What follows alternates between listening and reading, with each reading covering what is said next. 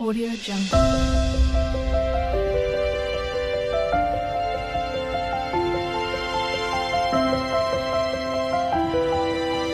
Audio Jungle. आपका differentiability अभी part खत्म हुआ है। अब अगला पार्ट है आपका डिफरेंशिएशन। लेकिन उससे पहले मैं आपको कुछ चीज बताना चाहूंगा। एक हमारा रूल है एलसीडी रूल।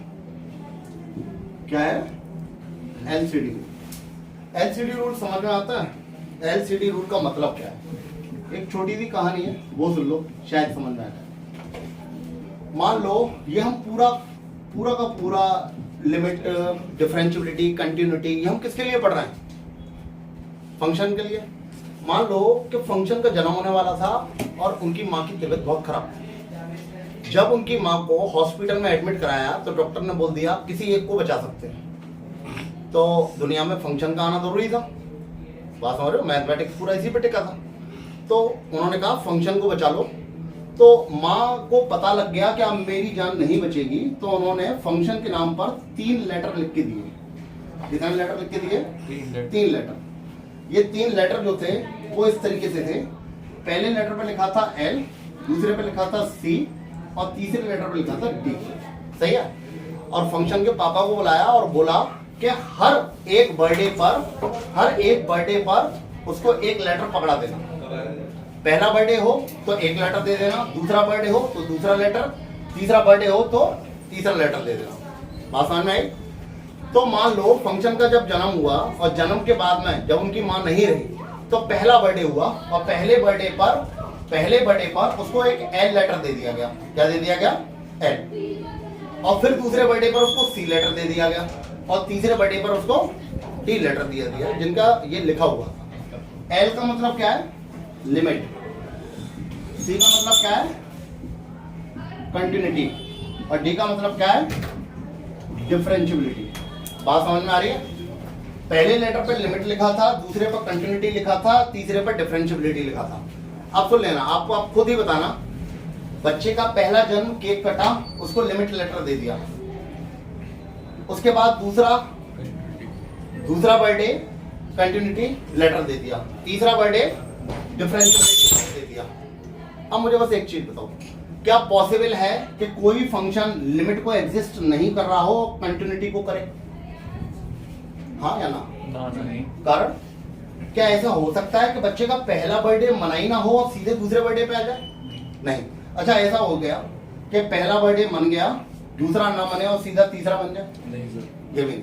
इससे क्या समझ में आता है?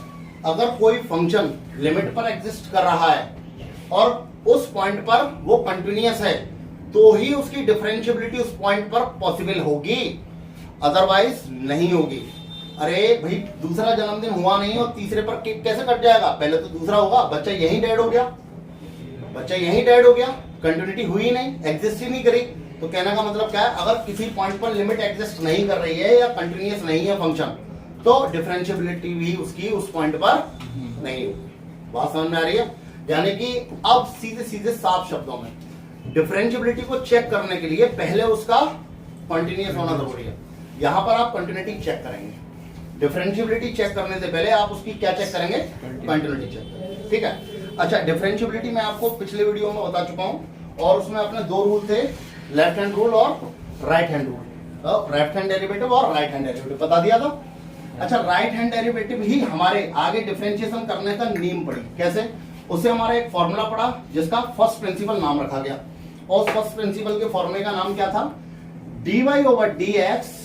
सारे फॉर्मूलों का निर्माण यहीं से हुआ, या फिर हम बोल सकते हैं f'(x). क्या था? लिमिट x या h टेंड्स टू 0 फंक्शन में x प्लस h माइनस बोलो fx अपॉन h। क्या बात समझ में आ रही है? ठीक है? तो ये हमारी कौन सी थी?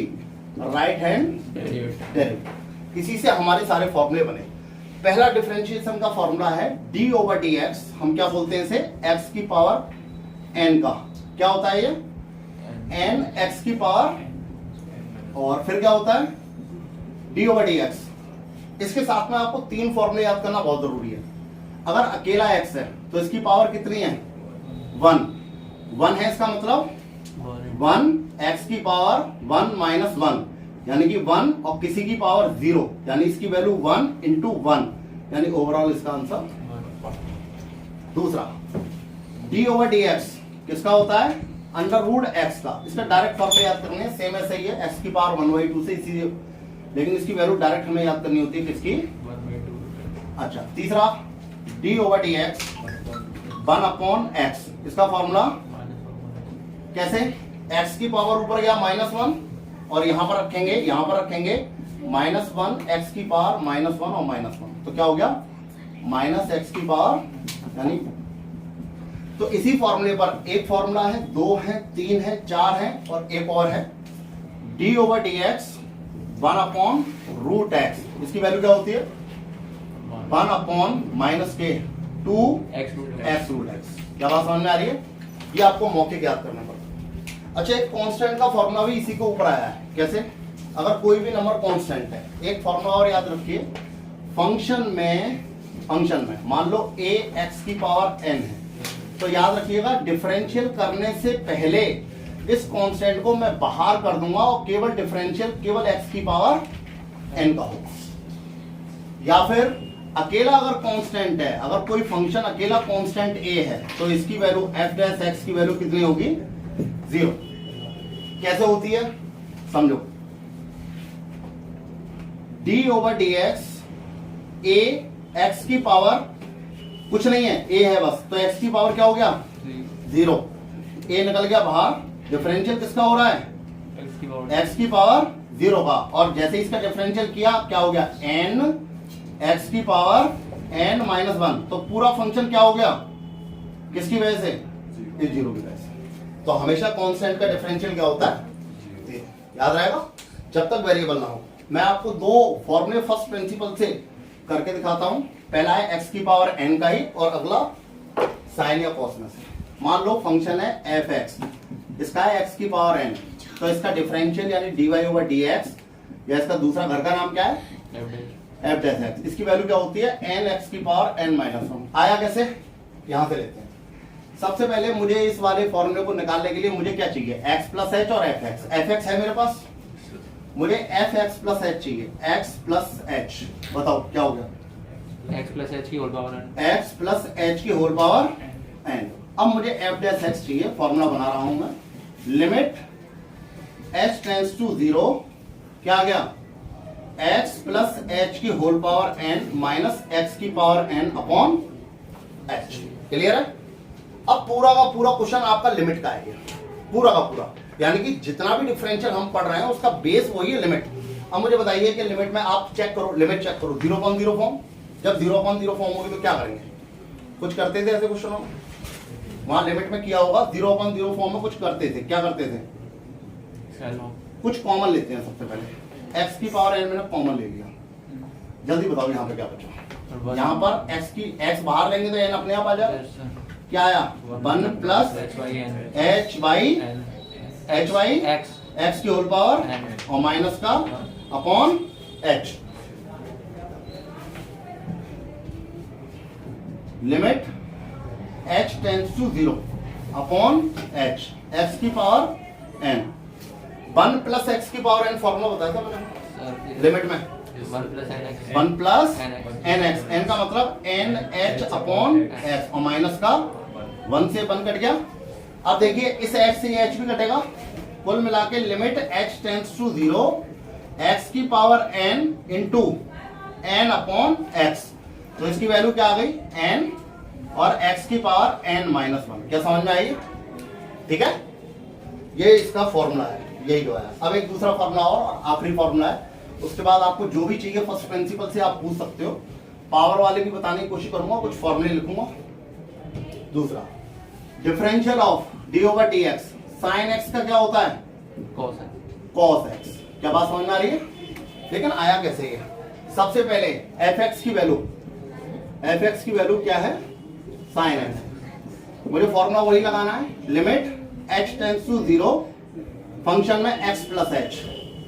हाँ भाई बताओ मुझे यहाँ पे सबसे पहले क्या लिखूंगा, फॉर्मूला लिख रहा डायरेक्ट बोलो, sine x plus h minus sine x upon, H. अब क्या करें, 0/0 फॉर्म आ रही है क्या, चेक करो। Yes sir. जैसे ही मैंने 0 रखा, Yes. Sine x minus x 0 और ये 0/0 फॉर्म आ रही है, क्या करूं मैं,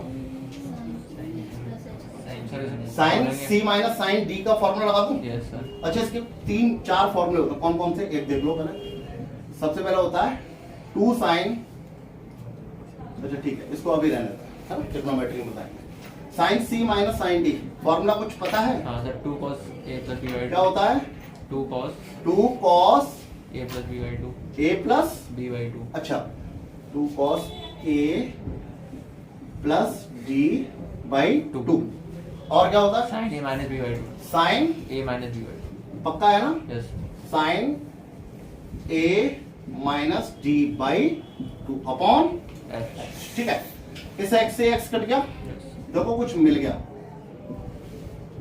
अगर मैं इसको ऐसे ही रहने दूं, cos 2x plus h by 2 और इस 2 को भी, तो ये देखो ये क्या हो गया, sin x बाई 2 और नीचे कितना है x, देखना सेम अपॉन सेम चाहिए मुझे,